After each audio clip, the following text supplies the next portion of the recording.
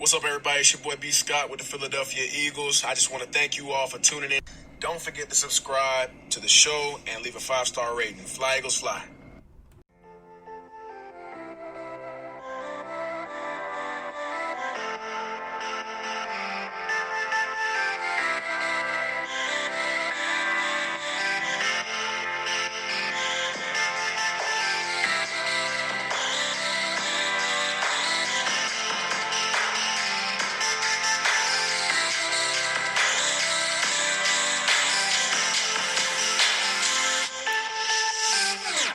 Thank you for tuning in to the Eagles Brawl of the Brawl Network. However, you're listening on iHeartRadio, Spotify, Apple Podcast. We greatly appreciate you tuning in. I'm here with my co-host, Jonny Page. We just wanted to, as a network, the Brawl Network, we've all come out and took a stand against racism and for equality. And on Eagles Brawl, Jonny, Tyler, and myself share the same views. We stand firm with the Black Lives Matter movement, and we want to see justice for George Floyd, Breonna Taylor, and all those other social injustices that are going on right now. So the Eagles Brawl and the Brawl Network is behind the Black Lives Matter movement. Now, Jonny and I, we're going to continue the State of the Roster series. Today we're going to do defensive end and cornerback preview. Jonny did some great film reviews for Bleeding Green Nation on Josh Sweat, Sidney Jones, and Avonte Maddox. So they will hinder most of the discussion, but we will discuss the state of the position and how we feel about them going forward. We're going to go to defensive end first. I'm going to say my thoughts real quick, and then we'll get into Jonny on what he thought about Josh Sweat and what he thinks about the rest of the guys on the depth chart.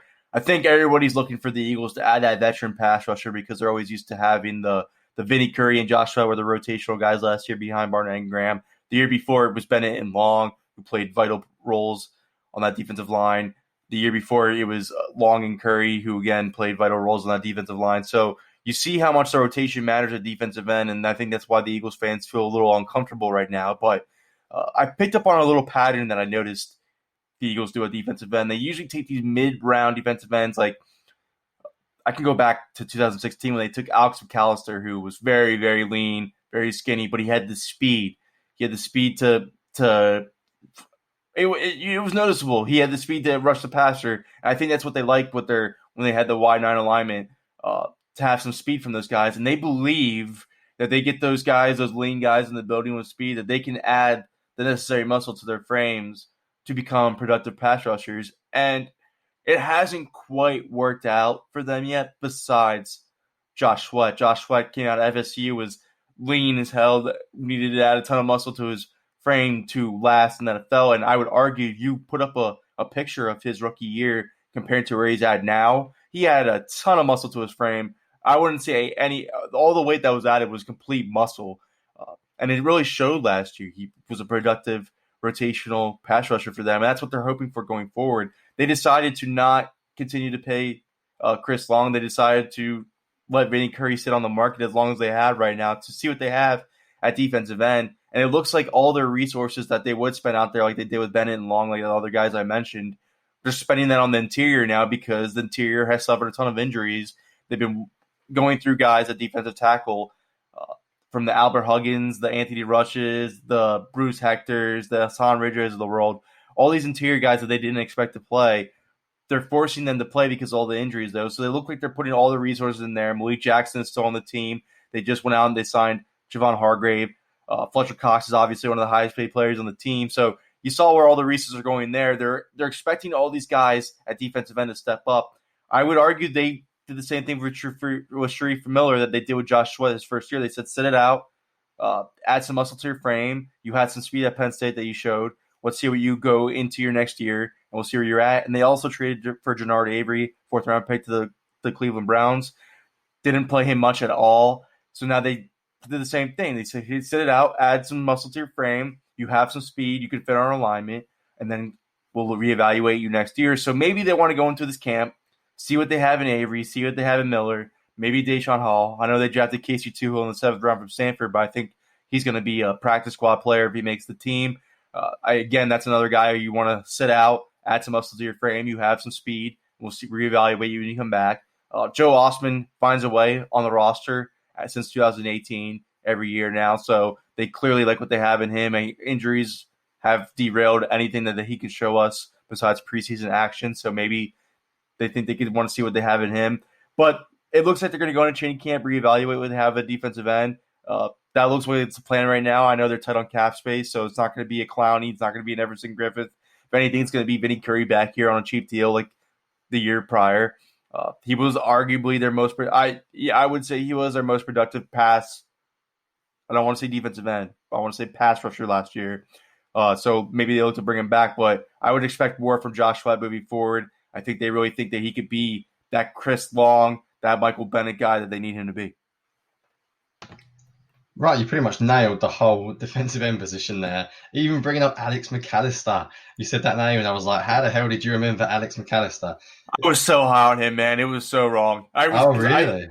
The athleticism I love for defensive ends. Ever since Aldon Smith hit the league, and a guy like that was winning with his size and power and frame, I would look at guys like Alex McAllister, and I would think, wow, if the Eagles could just really get the muscle that he needs and he could stay healthy, this could be a contributing defensive end.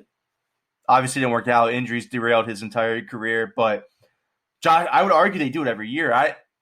Josh Sweat was another guy when they drafted in the 4th round. I was like, let's go. Shreve Miller, not so much. I was not that big of Shreve Miller. I liked what Jonny Avey showed you in Cleveland Browns his rookie year. I think they have something in him there. He kind of, I don't want to say he's the next Trent Cole because I don't think there will ever be a defensive end on this team like the impact that Trent Cole had. But I would argue he looks like a poor man's Trent Cole, frame-wise. I don't want to say talent-wise, but frame-wise, he looks like a Trent Cole in disguise. So hopefully they can add some muscle to him, develop him. I would argue that they're going the right way, approaching the defensive end position, seeing what they have in camps now that they're opening back up, reevaluate the position, and maybe they can trust these guys and look elsewhere at that tight money you have if Andre Dillard doesn't look the part and bring Jason Peters back. Yes, you're very good. You're much better than me. We were talking off air. You're very good at these fringe players. I am terrible. I always get people asking me on Twitter, so what do you think of Joe Osman? And for me personally, I have no idea. I've never seen the guy play a snap. I don't know much about Deshaun Hall. I don't know much about half of their backup defensive ends. So you've done a really good job there sort of summarising it. It's not something I'd thought about, actually. And now you've mentioned it, you are absolutely bang on that they clearly focus on these undersized guys. I think Derek Barnett, we'll get into him because I wrote about him recently as well. We'll talk about him in a bit. He probably is better, you could say, as a pass rusher, standing up from that wide position. I think he could even be better as a free-throw defensive end. Casey Toohill, when you look up his pre-draft report, the people that watched him, a lot of those reports said he should be a free-throw outside linebacker. I think, and I'm going to show off my knowledge here, didn't Alex McAllister go and sign for someone else after us? I think he even played or was going to play linebacker for a bit. So I think that sums up. Might have been Saints. I might have been Saints. Yeah, I've got no idea. So we're doing the great podcast thing where we don't look it up, but I'm not bothering to Google Alex McAllister on this podcast. We haven't got enough time. But they definitely have a type of players that they want length, and it seems like they want speed. And it makes sense from a basic point of view because you can't really teach speed and quickness, whereas you can get bigger, you can develop power. So it makes sense. But the worry is that if they don't develop that power, you end up with players that basically can't do a lot, because in the NFL, very rarely do you win off speed alone. You need to have counter moves. You need to have sort of something else in your locker.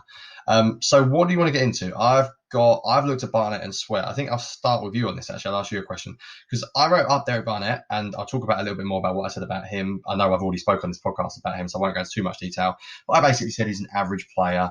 He's fine. I think you made a good point, but not everyone can be great on your team. And a lot of people commented saying, do Josh Sweat, shouldn't he start? And then I wrote up Josh Sweat. And if people didn't read that account really quickly, so I'll go through in very, very simple terms when I looked at Sweat, what I thought about him. So I said he was a very, very, very good athlete. I think that's clear. He has ridiculously long arms. I mean, ridiculously long arms. And sometimes players, you read their measurables and you think, oh, he's got long arms, but you don't see it on tape. You see it on tape. He can get blockers away from him. He can stop himself from getting engaged, which Barnett can't do, I would say, because Sweat is just simply has longer arms. It's almost a bit unfair, but it's part of what he has. He's speed off the line is fine. He's not an elite sort of burst guy, and neither is Barnett. But because he's basically such a good athlete with such long arms, he can get find a way to get more pressure. I would say he's better at getting off blocks than Barnett. I think when you get your hands on Barnett, and I wrote about this a lot, Barnett basically can't find a way to counter. Barnett does definitely have a better spin move. There's no doubt about that. I think the problem with Sweat is, and this is where I want your opinion, as to why he doesn't start. And I think people now expect the sort of sky's the limit from Josh Sweat. Why is he not starting over Derek Barnett if Derek Barnett's just average? Well, the biggest problem with Sweat is, number one, he's inconsistent, very inconsistent, as you expect from young players. He really needs to develop pass rush moves. He's got this little thing he does when he goes on the outside that I posted about 4 clips of, where he jumps in the air, and it never works. I don't know if that's he's being taught that, or if that's just how raw he is, that he's just forgetting what he's been taught and doing his own thing. But it doesn't work really. The biggest issue I have with Sweat was there's a lack of power at times, and this follows on from your previous point about the fact they draft these players with longer arms. Then what that means is they can get moved in the run game. And Sweat had trouble when I watched him on fakes and misdirections. He had trouble with power running games. He could get moved almost certainly. I posted a clip where it was twice in a row. And this is in the Bidding Green Nation film review I did, where he can't get past a tight end on a goal line play. The Detroit Lions ran 2 plays in a row, both on the goal line, basically just inside run plays, and they have a tight end straight on Josh Sweat. And Sweat doesn't get pushed back. Sweat does not move him at all. He doesn't have the power to move. I think it was Jesse James. He doesn't have the power to move a 250-pound tight end, which is something he needs to be able to do if you're going to start. So that's why I think, although I like Sweat a lot, and I think he's got way more skills than Barnett as a pass rusher in terms of just pure natural ability, that's why I think he's not starting next year. So if I had to put money on it, and I'd say who is going to get more sacks next year, who do you think is going to have more of an impact as a pass rusher? Would you say Sweat, or do you still think Barnett will take more of the snaps? No, Barnett. By far. Barnett by far. You need to be a complete defensive end to start in this defense, and Josh Sweat will never be that. That's you hit it. You hit it on the head. The huge thing that I saw at Florida State, and this is the reason why he went in the 4th round, he's easily knocked out of his technique, and like you just alluded to, jumping in the air is completely breaking out of your technique. That's just going into whatever you could possibly do to get off the block and shed the block at that point. And that's where you're at with Josh Sweat right now. You're hoping he had more playing time. He's obviously a more productive pass rusher than Derek Barnett is. So you're hoping that with more snaps next year, with the experience that he gained last year, he won't be knocked so easily out of his technique. Again, he's not a starting defensive end. No way he starts over Derek Barnett. Derek Barnett is completely superior in the run game. I never see Josh Sweat being that effective in the run game. This is the guy that you want to have on 3rd down when you're getting ready to rush the passer on these 3rd and longs, like the Eagles have done numerous times when you're kicking Brandon Graham inside. I'm just interested to see. I don't want to get much into defensive tackle position since we're sticking with defensive. I'm just interested to see if they kick Malik Jackson outside when they move Brandon Graham inside, because Josh Sweat's obviously going to be on the opposite side during those downs. I don't think you want to keep Derek Barnett, as you and I have alluded multiple times, on the field on 3rd down. So I'm interested to see if Josh Sweat really separates himself as like a Vinny Curry type pass rusher for this team, where they have to keep putting him on the field more and more because of his productivity this year. And I'm thinking that's what the Eagles are hoping for. Well, they're hoping for Sharif Miller or Jannard Avery to take the Josh Sweat 2019 leap. They are relying on one of those players quite a lot, actually, more than they have in recent years. I'm still on team bring Vinny Curry back. I've been that way for a number of years, to be honest, though. I've always liked Vinny. I don't know why I've had a soft spot for him. But they are one short. And once again, people have asked me a lot about Avery, and I just find it really hard to judge on such limited snaps what Avery can do. But based on the way they're going into the season at the moment, I think either one or two things are going to happen. I think either Avery is going to be expected to produce a lot, because you mentioned it before, actually, I'm not on this podcast, but the Eagles rotate their ends a lot. I mean, that's been a big key philosophical approach of Schwartz since he got here. He wants to rotate those guys a lot. You barely ever see them play above 70% in a game. So Sweat is going to get a serious amount of playing time, and someone else is going to get a serious amount of playing time, whether that's Avery, there'll be someone else, which is what you mentioned. You might see a situation, I completely agree with you, where you get Malik Jackson take snaps at defensive end. You could even get what I've mentioned in the past, as you have it. Derek Barnett, I think, is probably better standing up at times as a sort of outside rusher. I wonder if you sort of see in a certain package where they have sort of three, not defensive tackles, but you have three bigger linemen, like you could put Graham, Cox, and then Jackson or Hargreave, and then let Barnett sort of line up a little bit wider and stand up a little bit. This is obviously on 3rd and long. only, I'm talking. But there's definitely a room for one pass rusher. And Graham's been very durable in recent years. He's played a lot, but Barnett's been hurt a lot. Graham is getting on a bit. To rely on those two and have so little behind them, I do think it's going to be an interesting approach. And it could be that Schwartz is going to plan on bringing more 5-man pressures this year. Maybe he thinks he can play a lot more cover one. He can play a lot with Slade travelling against the opposite corner. That's going to allow him to get a fifth pass rusher on the field more, because the way I see it at the moment, they're not going to consistently get a good enough rush with just the front four. So like you, I wonder if they're one player short. But if not, I think it's safe to say that Sweat and Avery and maybe one more are going to have to play a significant role next year.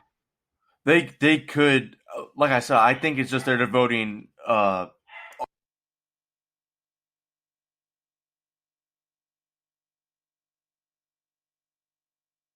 This is when the dogs start barking.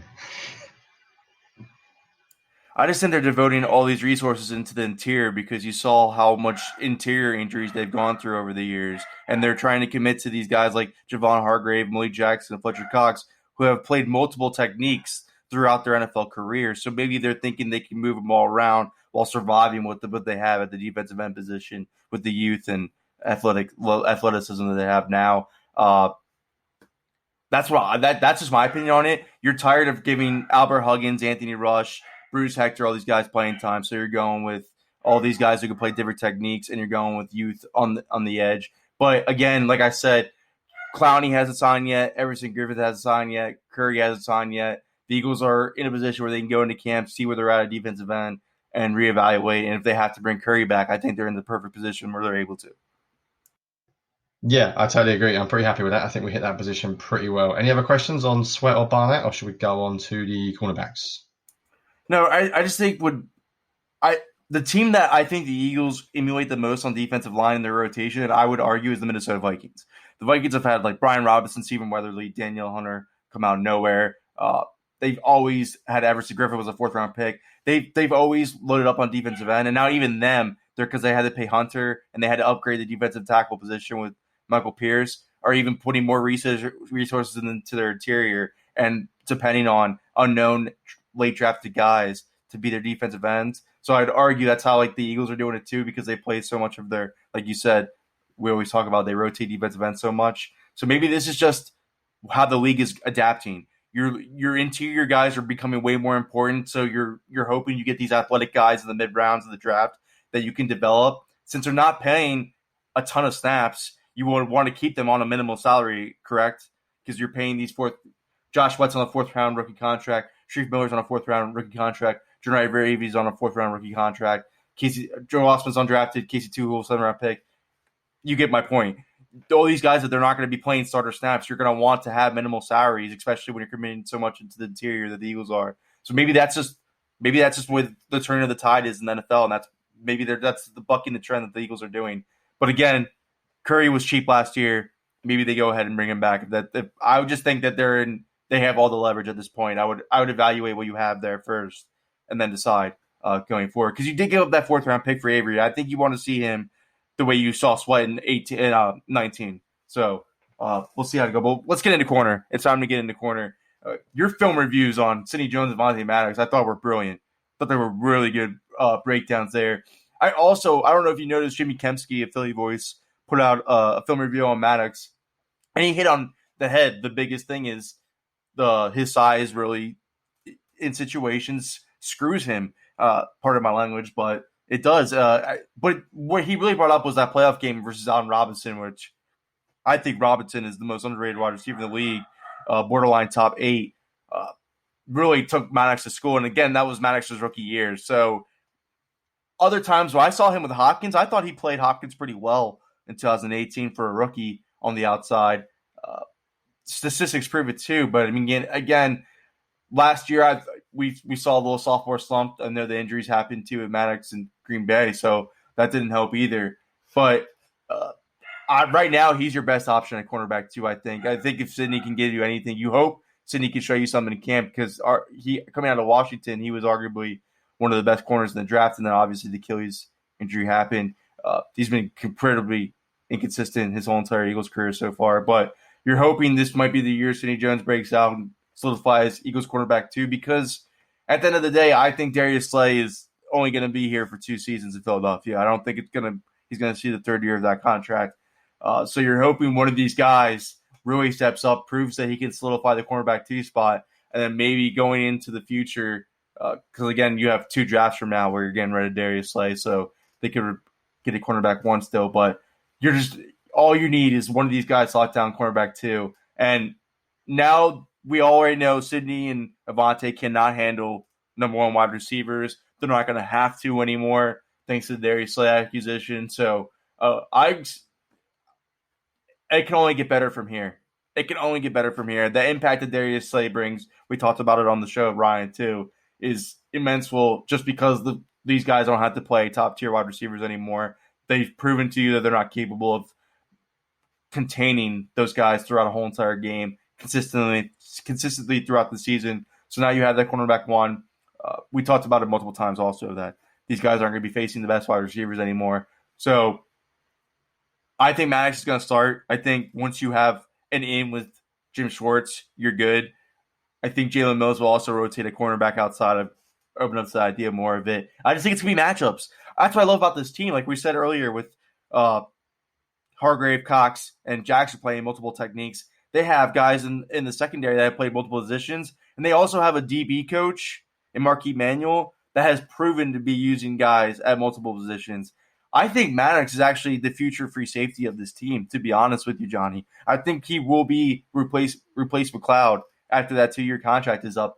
Even maybe after next year, McLeod continues to go down on downward spiral. I think you're looking at the Eagles' future free safety because he reminds me so much of, I don't know if you're familiar with DeMonte Casey. He's on the Falcons right now. He was a former nickel corner at San Diego State University. Very good with tracking the ball, getting interceptions. I think Avonte Maddox, he switched to safety under Marquise Manuel too as well with the Falcons and has been a projected safety for them. I think Maddox could be that type of player for the Eagles. I don't think he's going to be the future cornerback too. I don't think they have right now on the team a legitimate long-term starting outside corner. I think they're hoping Sidney gives them that. But we had Ed Cross on the show before, and he said he thinks Sidney Jones has fallen out of favor with Jim Schwartz, and we all know what happens when you fall out of favor with Jim Schwartz. So I don't think they have their long-term cornerback 2 on the team, but I think this year it's going to be Maddox. Yeah, it's interesting. I don't know if some people probably listen to this sort of maybe before they read my piece of BG. I know I've sent you sort of a lot of clips. We discussed them already, but I don't know about times coming out. Slay, we don't need to discuss a lot. You already mentioned it there. Whether he'll be very good for another 2-3 years, who knows? He's very good now. I assume he'll be very good next year. Like you said, he will match up with number 1 receivers. He will travel, which means that realistically, they're looking for a number 2 corner. And like you said, I recently, within the last week, watched every single snap basically from Avonte Maddox last year in coverage, nearly every snap, and watched pretty much every single snap of Sidney Jones, who only played about 205 I looked up snaps last year in actual pass coverage. He didn't play as much as people realise. People use stats a lot to prove that Sidney Jones was better because Sidney Jones' numbers are actually really good. If you look at his PFF sort of numbers thrown at him, completion percentage and stuff, they're really good. I went into it actually, I think like what you said, I went into it pretty consistent that I think Maddox is a better player because I really, really like Maddox. I actually came away thinking, yes, Maddox is better, but sort of like you, I wonder if there could be a bit of a matchup shift. I think Sidney Jones actually can do a little bit more than I thought. So if I give you the really quick rundown, if you want to know in this as detail as well, check out the article I'm going to write for BGN shortly.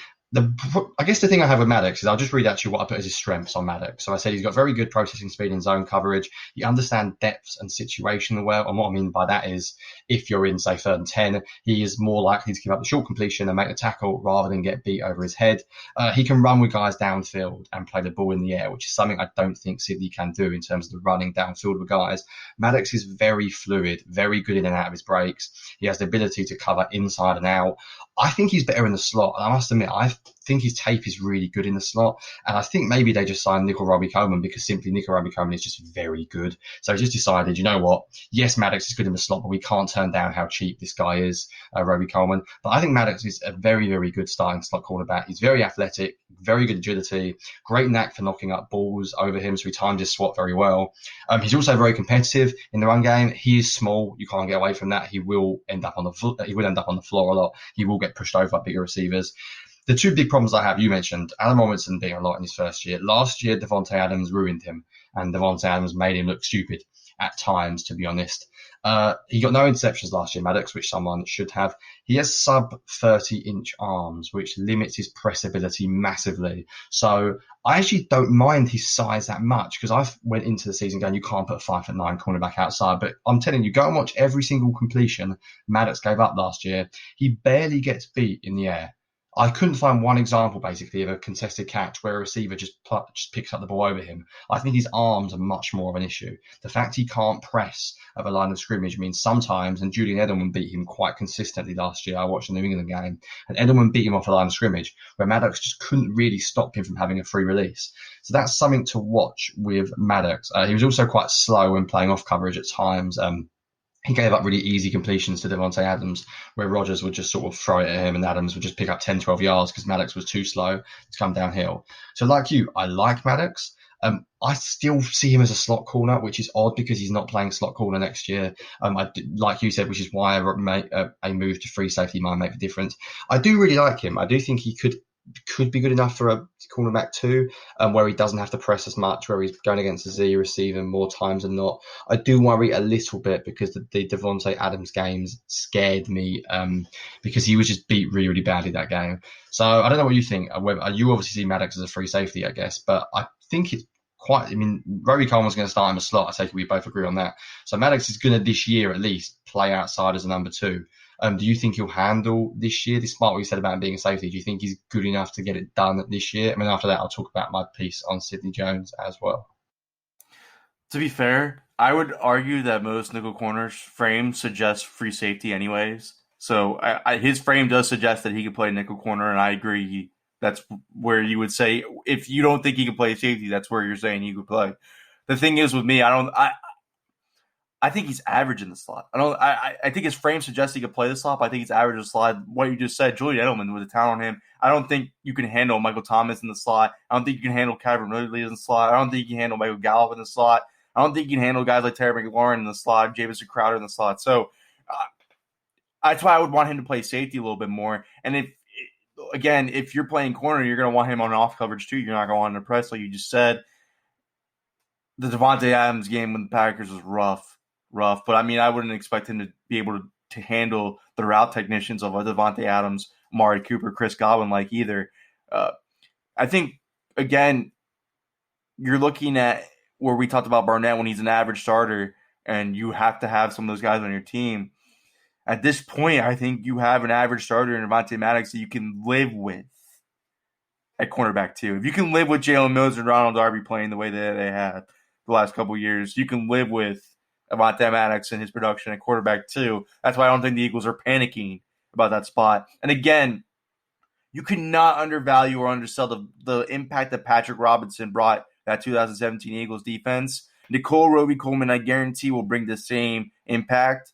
And for that price, you cannot pass up that opportunity to have that same impact. And not only that, this is a guy who is a shorts guy because he played with him in Buffalo in 2014. So the Eagles already know what they're getting in him. He already knows the system and what to do in the system.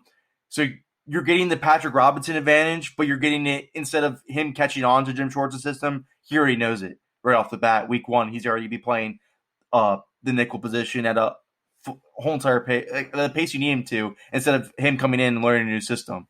He just needs to build chemistry at this point now. So they're in the perfect position where they have number 1 corner lockdown. They have the nickel position lockdown, which we all know at this time in the NFL, mismatches. It's a mismatch league. You want to have all these guys rotating at the wide receiver position. To have the nickel spot and the number 1 spot locked down, you could do anything in cornerback 2 at this point, and I'm on board with it. I know a lot of people want to talk about Trevor Williams now. I've seen him trending on Twitter lately. Shell of his former self. Was a great former player. I don't want to say great. He was a above average starter for the Chargers in 2017. Knee injury in 2018 has completely derailed his NFL career ever since.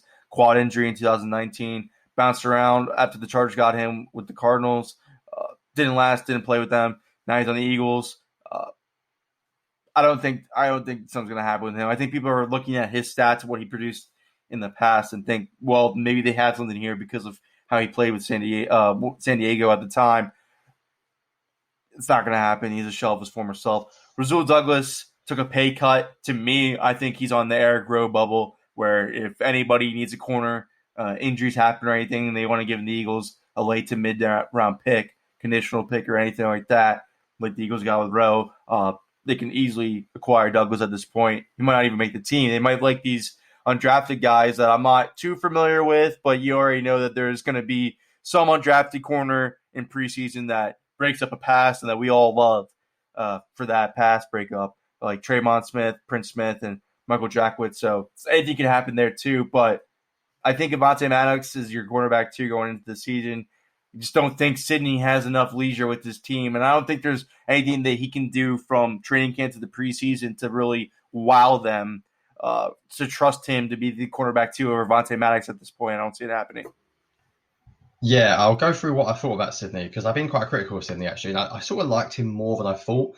One guy I don't like, and I've been consistent with this, and you should go back as well. Like, I try and be honest with what people. I didn't like the Sidney Jones pick because I think you said the same thing about Trevor Williams. Football fans in general forget too often that players are human, and injuries just can make a huge impact. I mean, Trevor Williams hasn't been good for 3 years. If you assume he's going to come back and play really well after 2 years of being injured, it's difficult. Sidney Jones, why did I not like the pick at the time? Everyone told me on Twitter, you're getting a first round pick in the second round, but you're not, because he had an Achilles injury, which could easily slow him down. And I think his technique is not as good as it was in college.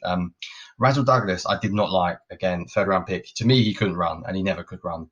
Jalen Mills can't run particularly well either, which is why he's moving. I sort of don't have any hope for Douglas. I think he's a cover two corner who you basically want to sit on route because he's got good size and good ball skills, but I don't think he's going to fit what the Eagles do this year. So I think it's safe to say he's gone. So Sidney Jones is like an interesting player because he obviously has a lot of talent. So this is what I said about him really simply, and I'll see if you disagree with any of this or what you think about it. So I put strengths, good instincts of finding the football. I think he's still got very good ball skills. He's physical when the ball's in the air, sometimes too physical. So I put as a negative, he can be a bit grabby, but for the most part, I like cornerbacks that compete when the ball's in the air. And obviously the most famous example of this was the breakup on Gallup against Cowboys week 16 or whatever that was last year, or 17.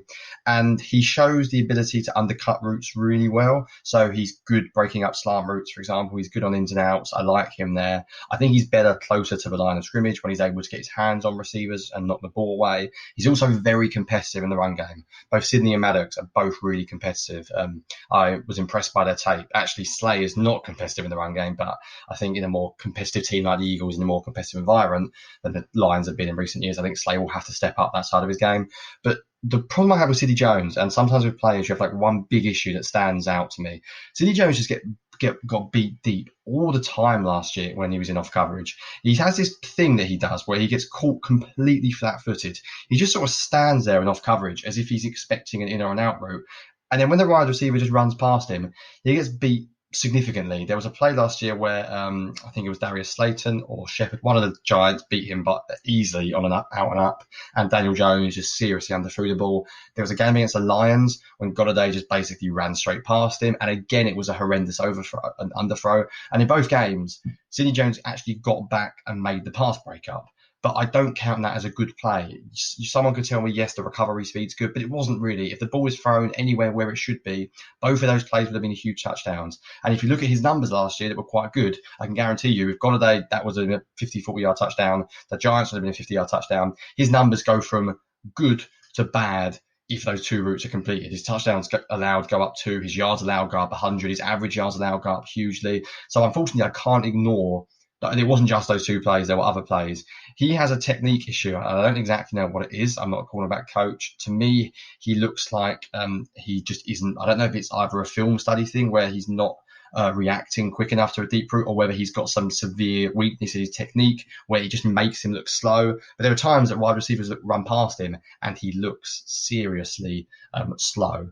My other issue is I don't think he's fluid enough to be a versatile player. I'm not sure you can put him in the slot. So you mentioned earlier on about a matchup league. I don't think Sidney's one of those corners you can move around. I think he's sort of strictly an outside cornerback, and I think you want him in press, which might be a trouble because Slay is going to often be in that position next year.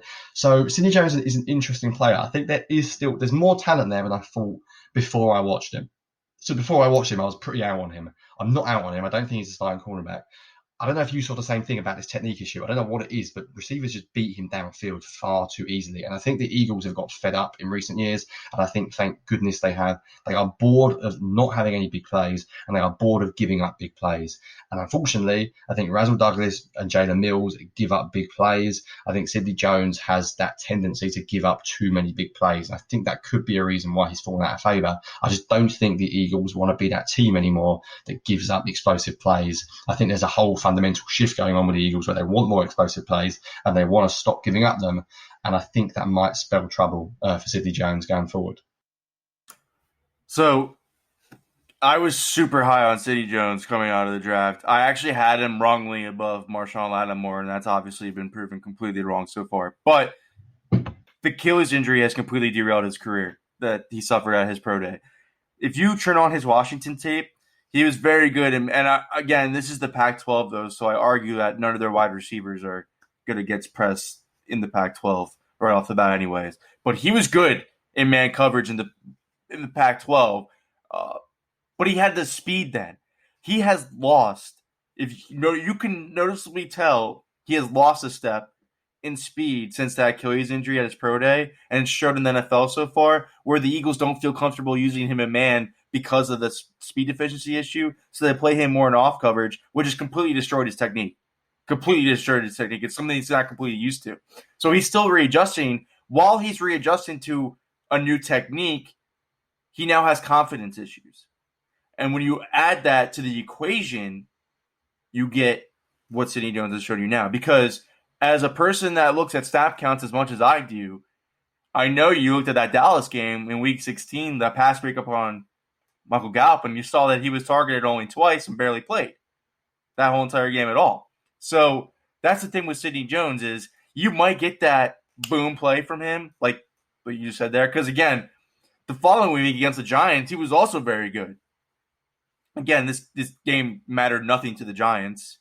They were just trying to ruin the Eagles' season, just whipping the ball around with Daniel Jones in his last game. But Sidney Jones played well. He just doesn't play a full starter snap count, so you never know what type of Sidney Jones you can get. Because when you turn on that Minnesota Vikings game last year, he was awful against Thielen. So, and then they took him off the field there because you could tell he wouldn't pick his head up. You could argue his body language is one of the worst I've seen from a cornerback, and that's why I'm worried he can't come back from these confidence issues because it's all mental for him now. His technique will get better because now you're getting all these reports that he's at the healthiest he's been at, which I'll take with a grain of salt. Because again, in the offseason, everyone's the healthiest they've been ever. Everyone. Exactly. And we get way too much in these Eagles offseason things where these headlines where we're like, this is going to translate. Like Jordan Matthews is catching tennis balls very well out of a machine. This is going to translate to the next season. He's not going to drop many passes. I can go on where we get into these workouts and we're like, woo, like. Wentz is training with Jalen Reagor and J.J. Arcega-Whiteside right now. So J.J. Arcega-Whiteside's going to break out now, apparently. I'm not getting on these offseason workouts, but you could argue, yes, that Sidney Jones probably is at the most top shape that he's been since his NFL career started. And maybe that will translate more, but until these confidence issues start evaporating, until his – because you have to have the mentality that, okay, I got beat once. I need to forget that play and go into the next one. And that's what Jalen Mills does best. That's what Avonte Maddox does best. That's what Derek Barnett does best.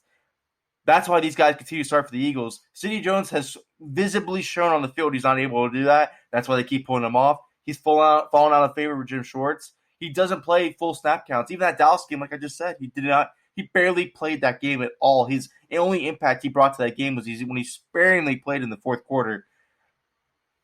Whatever he can give you at this point is an added bonus. I hope, for the Eagles' sake, he does pan out to be this cornerback too, because I think he's the only guy on their roster with the potential to be that cornerback too for them. But at this point, I take it with a grain of salt. I'm not that optimistic about him. You're just hoping that maybe he looks back how he ended last season and he takes that confidence and he rolls with it to the next season and he develops this memory loss where if he gets beat once, he can go ahead and play again. But again, like I said earlier, his technique issues are clearly from the Achilles injury. He hasn't had the same speed that he was used to having in college.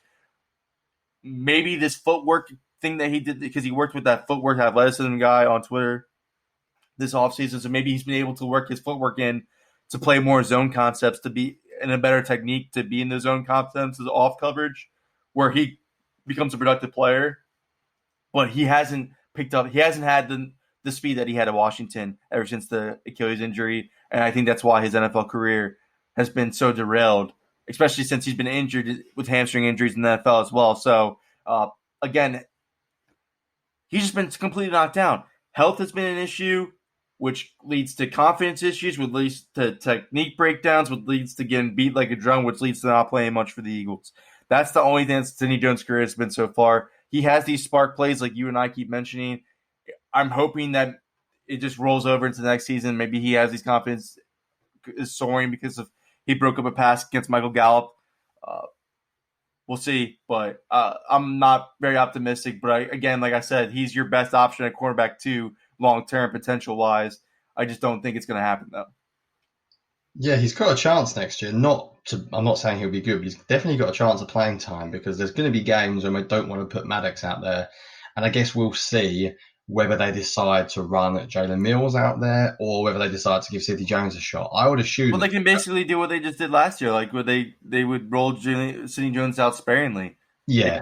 I would expect that to happen again. Yeah, so you might see him get. I think for a cornerback, it is hard as well, that life. I must admit, I think one problem with cornerback, it's one of the positions you want to play consistent snaps, but it's like, well, you've got to be good enough to play consistent snaps in the first point, haven't you? And as you said, there was games, the game against the Vikings stood out. But I think, yeah, that's the biggest issue for me is we always say this as well off air, but every single cornerback gets beat. So if you're going to be a cornerback and you're going to lose your head after getting beat once or twice, you're going to be in trouble because cornerbacks give up passes all the time. Go and watch Darius Slay match up with Keenan Allen. I mean, Keenan Allen will kill him at time, but guess what? Keenan Allen is unbelievably good. And if you're in him with one-on-one coverage, you're going to get beat ahead of a lot. That's sort of part of playing the position. The thing that killed me is the deep plays. I think the Eagles have given up so many explosive plays recently that they will not want to have a cornerback who has a huge issue giving up big plays. So I think if Sidney Jones is going to have to do it, I think he's going to have to, as you said, because I think when people talk speed as well, you made a really good point that speed and technique go hand in hand. And we said this a lot when we talk about Barnett as well. Just because Sidney Jones can run fast doesn't mean he plays fast. We spoke a lot about this with Avonte Taylor, where you've got to react fast to actually look fast on the field. So it could be that this year Sidney Jones's Achilles is finally fully healed and he's as fast as he was, but that doesn't mean he's as fast as he was when he's actually playing the position because if the technique's not good enough, you will look slow. And there were times last year where Sidney Jones looked really slow, and that's a concern because I don't think the Eagles want that anymore. But I'm not totally out. So before watching him, I was sort of out. Now I can see the talent. I could see it a little bit more when I watched him. But if you had to ask me, do I think he'll be good enough to be a number 2 cornerback? I don't. In all honesty, I still think Maddox will start next year. And I think Maddox will give you the best chance just because I think he's a better athlete and I think he's proven that he is a better player. But as you've seen with Adams and stuff, I think good number 2 receivers will have their way with Maddox at times. So I think it will come down to Schwartz a little bit to make sure. The good news is I think you're going to leave Slay out there by himself. So you might have to just make sure you roll the safety over to one side, try and help out that number 2 cornerback as much as you can, because having another one cornerback like Slay is so beneficial schematically. It opens up what you can do hugely. So a lot will depend on Slay being as good as he has been recently, but I don't think there's any reason to think that he won't be. So I think a lot of what the Eagles do next year, as you mentioned, because they've got a good slot cornerback in Roby Coleman, because they've got a good outside cornerback in Slay, they're going to obviously try and help hide their second cornerback as much as they possibly can.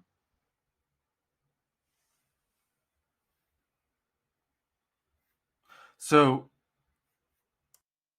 basically, what I want to add on that, the other impact that Darius Slay brings to you, though, other than schematically, is because, like you said, he's been beaten. Darius Slay knows how to be a successful corner in this league, and none of these guys have been able to have a mentor like that before either. So I think when you have the impact like that, where this guy could teach you, like, hey, like, okay, you got beat this play, you got to forget about it and go ahead and play the next down this way. Maybe that helps a lot too. Maybe that brings more of an impact. I know that you have Malcolm Jenkins lost. I know a lot of people are worried about like that, his leadership being gone and what that impact of him not being in the locker room does for them. But you subtraction by addition there because you get Darius Slay and you also get Marquise Manuel, who's playing in the NFL before in the secondary, so he knows what is needed there. He was coached by Jim Schwartz as well in Detroit when he was a player for a year. Very successful play caller for the Falcons defense too, 2016, 2017, I think. But so you do lose Malcolm Jenkins' leadership. You do lose the leadership that he brings, the guy who plays every snap. But you gain Darius Slay, a guy, an experienced corner that none of these corners have been able to learn from before in their careers. And then you also get a DB coach who knows what it takes to play in the NFL, who knows what it takes to play in Jim Schwartz's system, and who knows how to coach at the same time. So I think this is probably the best prospects that these guys have had since entering the league. But again, I think if Avonte Maddox starts, I think they will end up getting rid of Rasul Douglas. And you know how Rasul Douglas always found his way to get on the field? I think Sidney Jones will replace that role and always find his way to get on the field too as well. But when you're looking at the depth chart, you're looking at the starting lineups, it's going to be Maddox as cornerback number 2. I have no doubt in my mind. Yep, I think I'm with you there. I think that's pretty much all I got to say on the cornerbacks. Last thing before we sign off.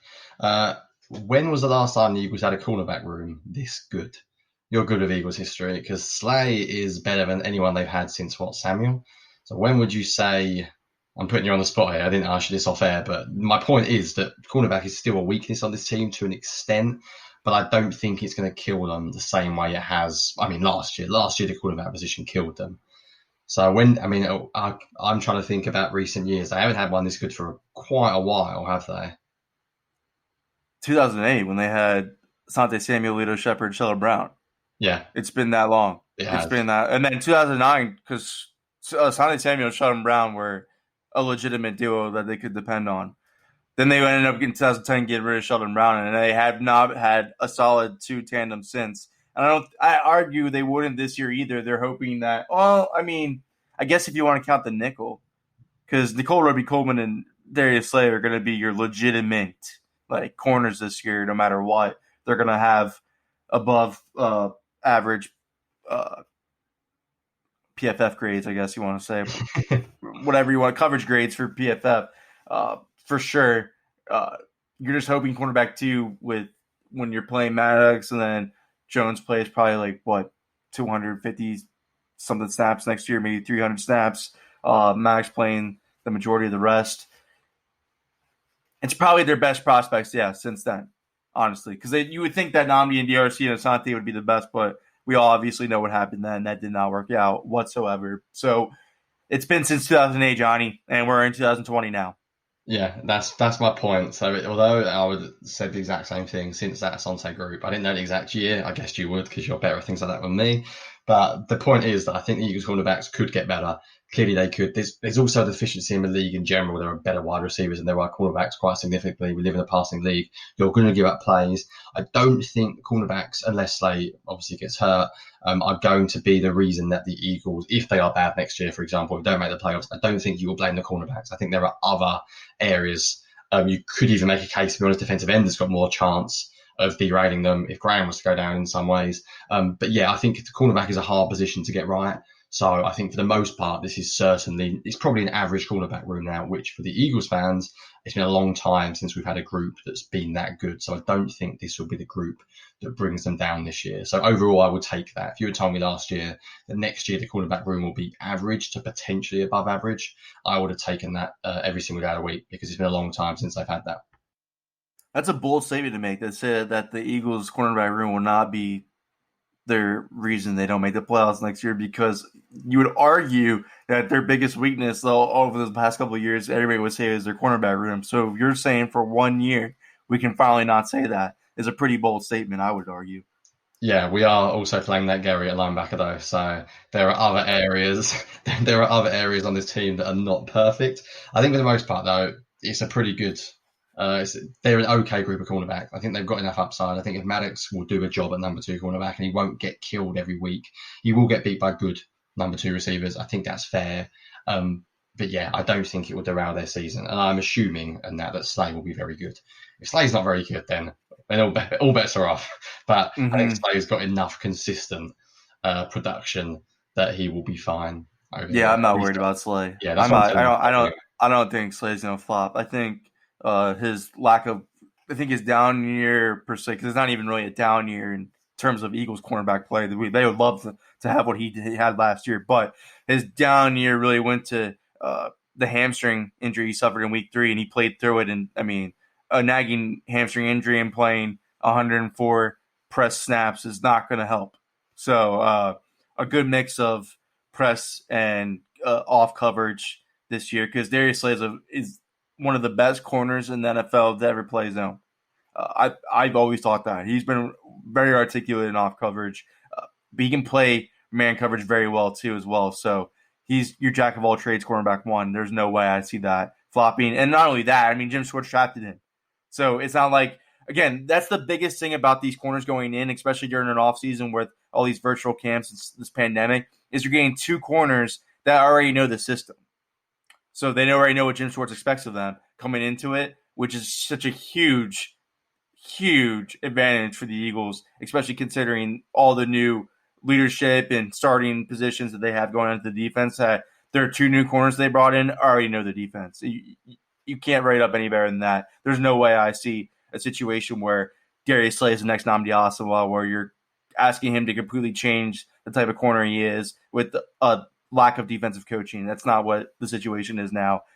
There's no way I don't see this panning out. But, all right, Johnny, anything else you got to add? Because we're running episode a little long now. Bring back Vinny Curry. I think that's all I'm going to say. Bring back Vinny Curry. All right. Yeah.